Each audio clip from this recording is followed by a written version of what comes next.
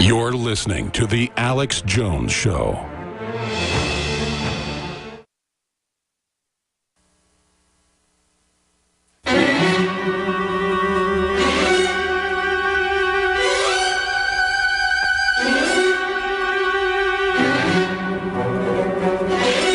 Fix bayonets.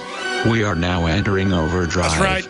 With your host, Alex Jones, broadcasting live from the front lines. If you are receiving this transmission, you are the resistance. You are the resistance. Danny in Texas, thanks for holding. You're on the air, sir. Welcome.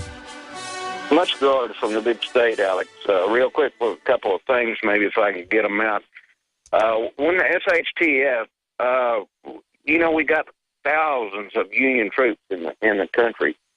And nobody can win if they go door to door on a one-to-one basis. Can you speak to that without advocating organization or something to that effect? Well, look, I'm no military tactician, but I've studied a lot of history. I don't want it to go to a confrontation with the military and the police. I'd rather wake them up. The info war is about 10 times more effective. The Pentagon even says that. And the most awake group is our military. Sure, they've been occupied, they've been captured, but once they're aware of that, once they wake up to that, it's over. But obviously, people, if martial law comes in and they're taking you to FEMA camps and the troops are following criminal orders, you got to defend yourself. You don't wait in your house for them to come get you. The best defense is an offense, and so that's what will happen. People aren't going to just sit there and wait to be taken to a FEMA camp. They're going to go on the offense. Everything I do is trying to stop that because that's part of the globalist plan to force us into a corner so that they can then basically have us all kill each other, then bring in the UN troops later. I fully agree. I mean, we really don't want that to happen, and I probably should have said that to start out with. Second thing I wanted to say just briefly is, Neil Young's music is more relevant now than it ever has been. You think you could get him on? I know folks that know Neil Young, and I like Neil Young. Who knows? Maybe try to get him on about his Starbucks situation or, his view of things in the world. I know he's got mixed views on things, but I do like his music. Great points. God bless you. Thanks for calling, Danny. Carl in Nevada, you're on the air. Yeah, how you doing, Alex? Long-time listener. Got to say I have a lot of respect for you. I do have I just don't understand something about today and the situation we're in, as far as, history, is bound to repeat itself, and history also at the same time shows violence is kind of the only thing that gets anything accomplished. Well, those that don't know history are doomed to repeat it. We're not doomed to repeat it if we learn from mistakes, and that's happened before.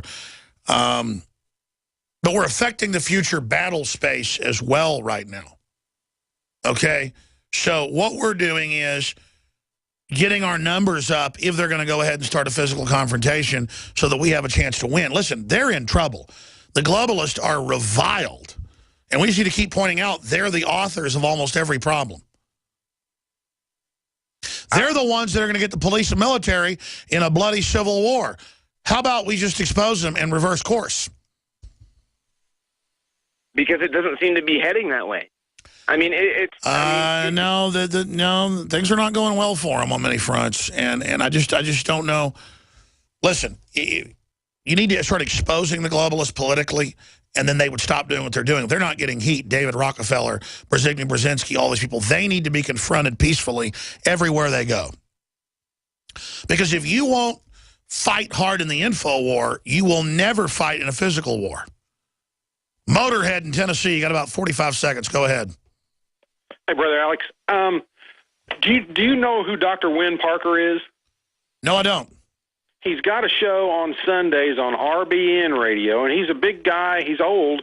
He's made a lot of patents, and he's worked for the government in water. He's all about the water, down to the vibrational things about it. I don't understand about it. But he said there's something planned for February the 15th of 2015, and it's got to do with gold-laced chemtrails.